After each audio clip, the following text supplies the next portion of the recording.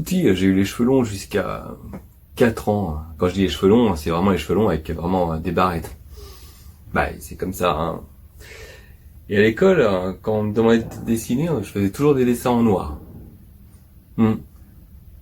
Je crois que je devais avoir un petit problème d'identité.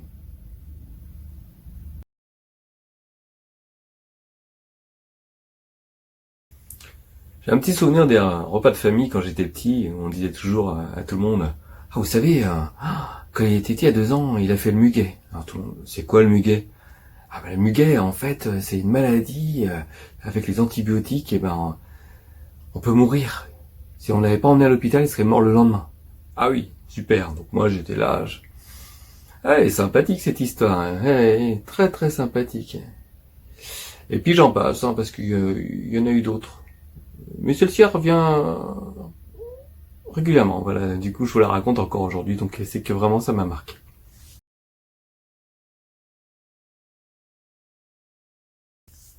J'ai une scolarité difficile jusqu'à la 6e environ.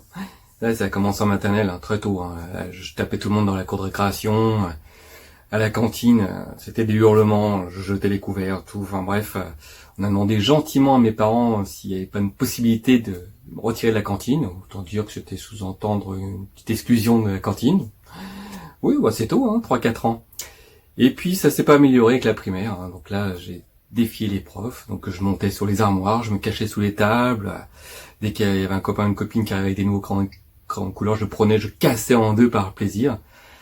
Et on peut dire que c'était un peu compliqué, un peu rebelle, un peu sauvage.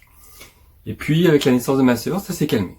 Ah oui, je me suis assagi complètement, et avec mon entrée en 6e, on peut dire que c'était tout l'inverse. Là, on demandait de extérioriser un petit peu, parce qu'on ne m'entendait plus. Et je me suis complètement fermé. Comme quoi, faut savoir ce qu'on veut dans la vie, hein.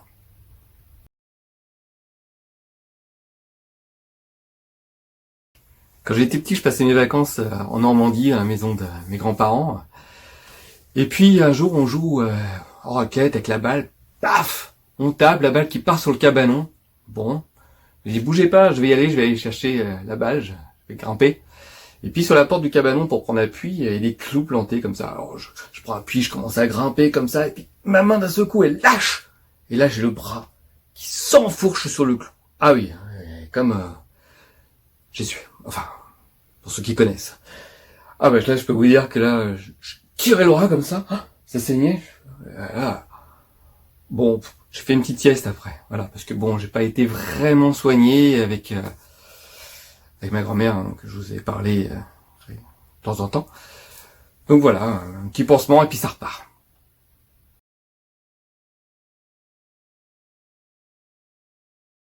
Une fois, ma grand-mère me demande d'aller chercher les gâteaux à la boulangerie du village.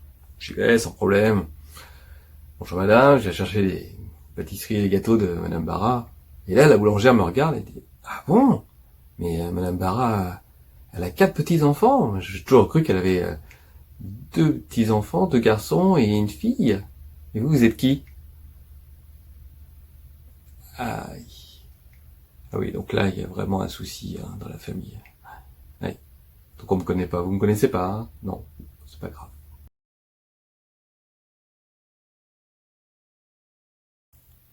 À un Noël en famille, j'avais 8 ans. Je m'en souviens très bien, parce que c'est l'écart d'âge que j'ai avec ma sœur, et à l'époque, ma mère était enceinte, elle attendait cet heureux événement.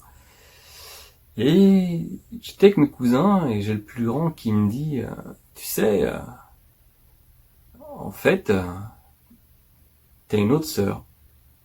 Je fais, pardon? Je fais, ben non. Il me fait, si. T'as eu une sœur avant toi, mais elle est morte. Ah, joyeux Noël. Ah oui, oui.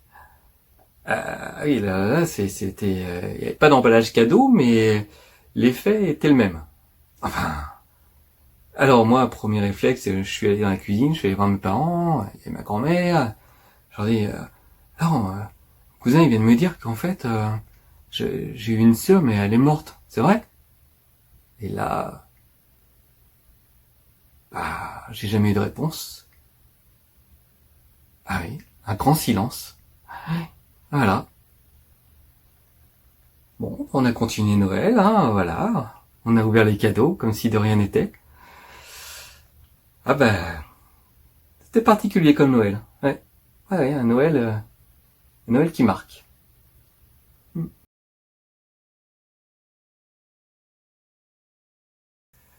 Le jour de la naissance de ma sœur, ou plutôt la nuit, parce que c'est arrivé la nuit, je pense que mes parents savaient pas trop quoi faire de moi, donc ils m'ont emmené avec eux.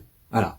Sauf que je pouvais pas rentrer dans la maternité, donc ils ont eu une super idée, ils m'ont laissé dans la voiture. Voilà, ils m'ont laissé. Oh pas 5-10 minutes, hein. Le temps de l'accouchement, hein. Oui, faut du temps quand même, hein. Ouais, je suis resté une bonne partie de la nuit voir la nuit, hein, dans cette voiture. Ah oui, oui. Oh j'avais 8 ans. Ouais. 8 ans, ça va. Bon maintenant, depuis, j'ai déclenché des petites angoisses et je suis un peu claustro quand même, hein. Oui. Je pense qu'il y a un rapport. Ouais, il doit y avoir un rapport avec ça. Ouais, c'est ça.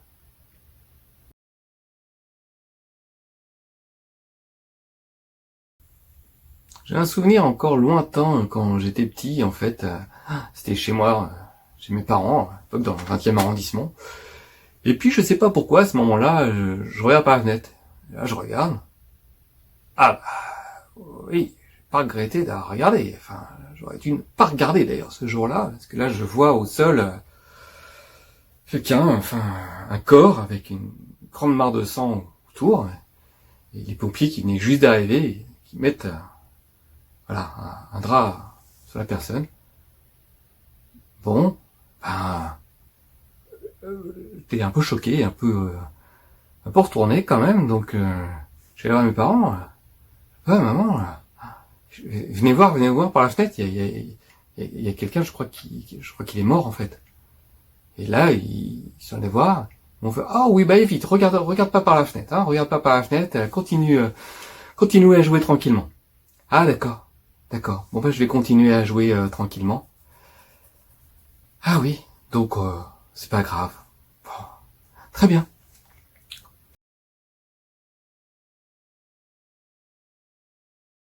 Des fois quand le téléphone sonne, on se dit si j'avais su, j'aurais pas décroché. Ce jour-là, je devais avoir 15-16 ans et franchement, je m'en serais passé. Donc je décroche, on fait oui, allô, oui, bonjour monsieur, c'est pour vous annoncer le décès de monsieur Barra. Ah oui, alors bon, je situe la scène, monsieur Barra en fait, c'est mon grand-père. Donc du coup là, à 15-16 ans, j'encaisse cette nouvelle, voilà, on dit il est tombé du lit, il est étouffé, il s'est pas relevé. Très bien. Donc après coup, je leur explique que je ne suis pas adulte. On me dit alors je vous laisse informer vos parents. Oui. Bon oui, j'ai les épaules pour. Donc du coup, après j'ai pris à nouveau le téléphone et c'est moi qui ai annoncé la nouvelle à ma mère pour lui dire que son père était décédé. Oh oui, ça c'est des moments qu'on aime faire, hein, que vraiment je conseille à tout le monde. C'est vraiment c'est une expérience, hein, c'est une expérience de vie. Hein. Enfin, ou mort en l'occurrence, mais c'est particulier. C'est particulier d'annoncer à ses parents, enfin, en l'occurrence à sa mère, que son père est décédé. Mm.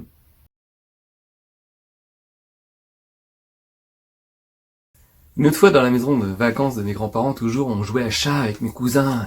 On se courait après comme ça, et puis il y avait un escalier avec une petite armature en fer qui dépassait pour pouvoir mettre une barrière pour pas que ma sœur, qui était petite à l'époque, monte à l'étage. Et là, je prends le virage en courant et paf, le genou, devinez, dans le truc en fer. Alors, je retire mon genou, je regarde, oh là, je vois une espèce de liquide qui sort, mais qu'est-ce que c'est que ça? J'appelle, je fais je me suis fait mal. Et là, réponse de ma grand-mère toujours, elle dit oh, tu peux pas faire attention quand même, oh là. Et voilà, c'est tout ça s'est arrêté là, donc mon genou, je pense, une petite marque, hein, j'ai une petite cicatrice. Après, je l'ai toujours d'ailleurs. Mais bon, ça va, hein, ça va. Merci. Voilà, merci pour les soins.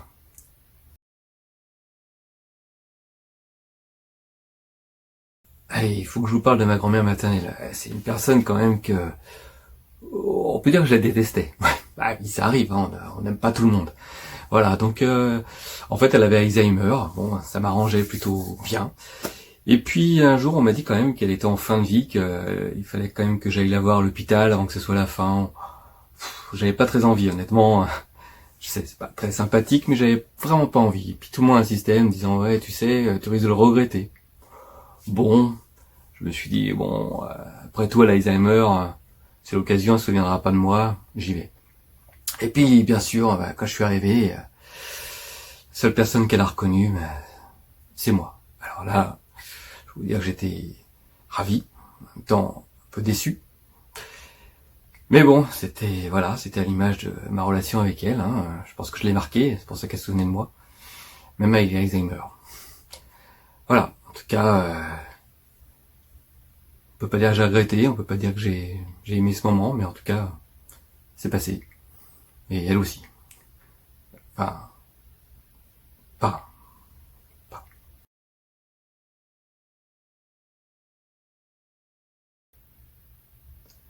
Quand ma grand-mère paternelle est décédée, je sais pas pourquoi, je me suis retrouvé dans son appartement avec mon père, la police.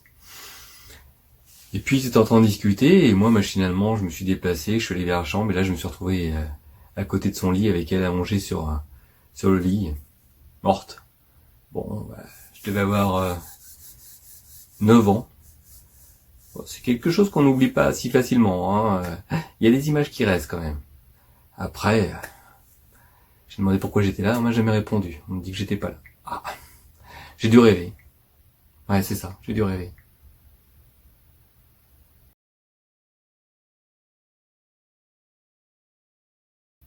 Un de mes premiers jobs, c'était monteur-câbleur en réseau informatique. Ouais, c'est pas une blague. Et puis un jour, je m'en souviens parce que c'était le dernier, j'avais démissionné. On rentre avec mon collègue, il conduisait très très vite. Je lui disais attention, ralentis parce que c'est mon dernier jour, j'aimerais bien rentrer entier, s'il te plaît. Ah je suis rentré, mais pas tout à fait entier. Voilà, parce qu'en fait, il a loupé le virage au niveau de la porte de Pantin dans le tunnel. On est rentré dans le mur. Au lieu de 50, je pense qu'on était à 90, 100 km/h. Ouais, c'est pas mal. Et là, on est parti, on a fait des tonneaux. On est arrivé sur le toit. J'étais un peu sonné. Je regarde, ma première pensée, je me dis, il faut sortir de là, parce qu'on est sorti du virage du tunnel. Là, si les voitures arrivent, on va se faire massacrer. Voilà. Donc, on sort par les vitres, on arrive sur le côté. On se dit, bon, on est sauvé. Je commence à regarder. Oh là là là, j'avais du sang partout. Bon, les voitures s'arrêtent, on vient, quelqu'un arrive à moi, on fait un garrot. Je comprends pas trop, je suis un peu sonné. Bon, on finit avec les pompiers à l'hôpital, tout ça. Et puis, donc voilà, on me soigne, on retire des tonnes de verre. Ma vitre avait éclaté dans le bras. Moi, j'ai encore des cicatrices, bon, bref, c'est un détail. Et puis à un moment, je me dis, il faut quand même appeler la société pour laquelle on travaille, parce qu'ils doivent s'inquiéter. Et puis quand j'appelle, on me dit, ah, mais vous êtes encore en vie? Oui, merci. Parce qu'en fait, j'apprends qu'en fait, entre-temps, la police était passée, ils ont vu l'état de la voiture qui était... Oh il n'y en avait plus en fait, parce que le toit était enfoncé un peu plus bas que le niveau du volant, donc il n'y avait plus de voiture. Donc pour eux, ils ont estimé que personne n'avait pu sortir de ce véhicule. Donc en fait, ils nous avaient déclaré mort, tout simplement. Ah oui, belle surprise pour les gens qu'on a appelés, et puis pour nous aussi, parce que finalement, on a survécu, on est là. Oh, non. Faites pas. Ah oui, je suis bien là. Donc en fait, je suis mort une première fois, donc là, je profite de ma deuxième vie à fond.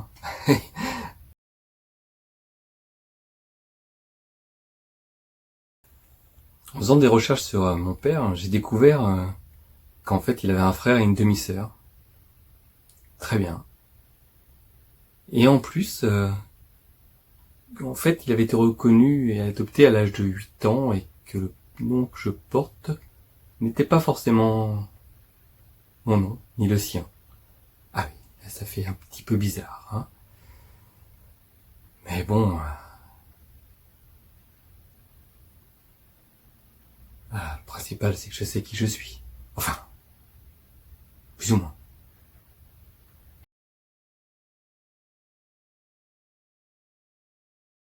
Une de mes plus belles histoires d'amour a duré environ 2 ans. Ouais, suite à un coup de foudre, ça c'est sûr, il n'y a pas d'autre mot. Dès que je l'ai vue et dès qu'elle m'a vu, on a su qu'on allait partager un petit moment ensemble. Et puis un jour, elle a rencontré quelqu'un. Et là on a pu commencer à parler plutôt de rupture. Voilà, en soi ça arrive à tout le monde, hein. Ça arrive comme ça, on s'y attend pas. Après, elle est partie avec une fille. Bon, ça c'était moins commun, mais j'ai mis du temps à me relever, mais ça va, hein. Ça fait partie de la vie, c'est comme ça. Voilà. Et maintenant, elle vit sa vie, plein de bonheur j'espère, et moi, j'ai trouvé le bonheur aussi.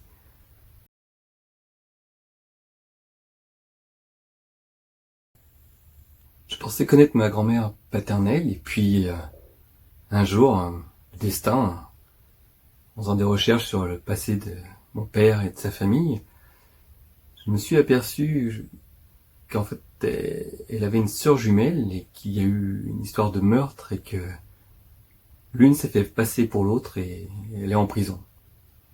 Mais qui est en prison? Sœur jumelle ou ma grand-mère? Et finalement, qui est la personne que j'ai connue comme grand-mère? Était-ce vraiment ma grand-mère ou... Bon bah, peu importe, hein. Finalement moi, j'en connais qu'une. Alors...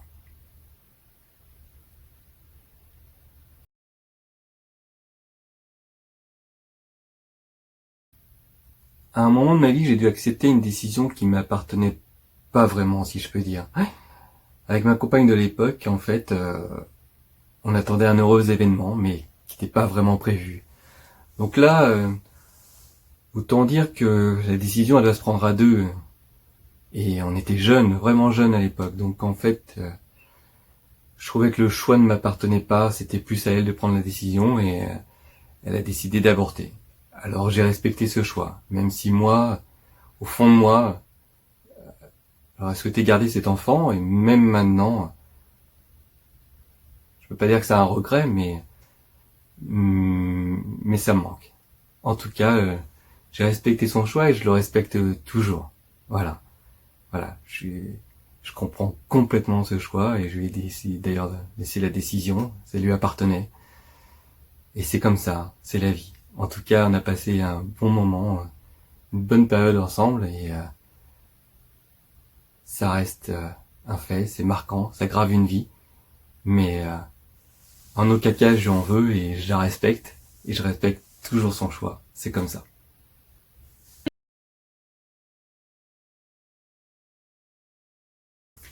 À la naissance de mon premier enfant, on partageait un moment vraiment heureux à la maternité avec la famille et tout ça. Et puis le soir, arrivant, la sage-femme quand même me prend à part et me dit: Monsieur, demain ça serait bien qu'il y ait moins de monde dans la chambre et moins longtemps parce qu'en fait la maman et le bébé ils ont besoin de se reposer. J'entends, je rentre, je vois mes parents, je leur explique, voilà, demain ça serait bien que vous veniez un petit peu moins longtemps parce que là j'ai pas eu le temps de finir ma phrase, ma mère est partie dans les tours, s'est énervée, j'ai pas compris sur le moment, rien. Bref, bon, un moment agréable. Et puis sur le coup, après mon père vient me voir et me fait t'as intérêt à t'excuser, hein, parce que sinon, sache que ton fils, il aura pas l'occasion de voir et de connaître ses grands-parents. Ah, là, je peux vous dire que là, c'est une phrase qu'on n'a pas envie d'entendre. Voilà, le premier jour de naissance de son fils, de son enfant, et qui reste gravé à jamais. Ouais, ça, on peut dire que c'était le plus beau cadeau de naissance que j'ai eu. Hein, voilà, voilà. Et on en a parlé des années et on en parle encore. Mais beau cadeau de naissance. Merci, merci.